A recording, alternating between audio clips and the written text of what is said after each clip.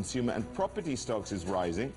Fund managers that we've been speaking to say that they're buying on prospects that the country will be lifted to investment grade. And joining us from Singapore is Jose Antonio, CEO and founder of Philippines-listed Century Properties, which owns several luxury real estate developments. Thanks for joining us, Jose. Thanks. Now, what would an investment grade for the Philippines mean for your business?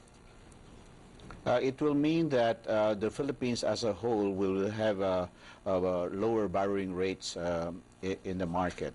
And it will also mean that the Philippine individual stocks will probably be upgraded in the portfolio of the various funds that are investing in the Philippine stock market today. But what about what you do, and that's property and upscale property? Well, we are primarily started as an upscale property, but we are in very different price points now. We're into the luxury, mid-level, affordable markets, and we are actually catering to a vast majority of our population. Yeah, but who's buying at the moment? Is it people living outside the Philippines predominantly, or is it internal demand? There is internal demand, and also a big market comes from our overseas Filipino workers abroad, which number about 11 million people.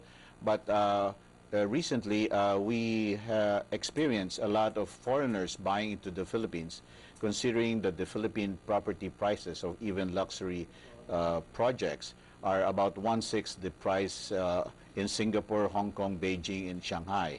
So there's a lot of motivation for investors to come into the Philippines today, and obviously they are attracted to projects which are familiar to them, and these are the branded projects which are we were doing today.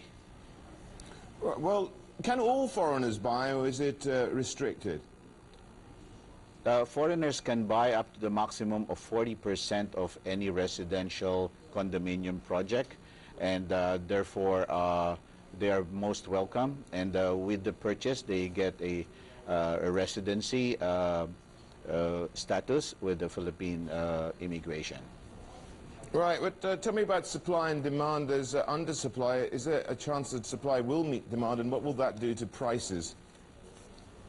Well, there is an undersupply situation right now because we see about 350,000 new households being formed every year. Metro Manila, for example, has a population of 12 million people, and this is an emerging global city.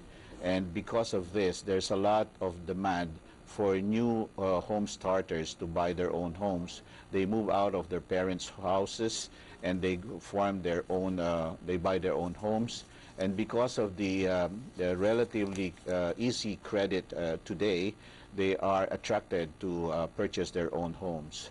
The equation is that it's better to buy your own home rather than rent, because the rental amount can take care of your monthly amortization. Right. Well, Joseph, so very quickly, what's the secondary market like?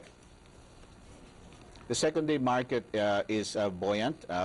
There's also, it's because there's a big market of foreigners coming to the Philippines right now, led by the sector called business process outsourcing, which employs about 1 million people as we speak today. So the secondary market is vibrant.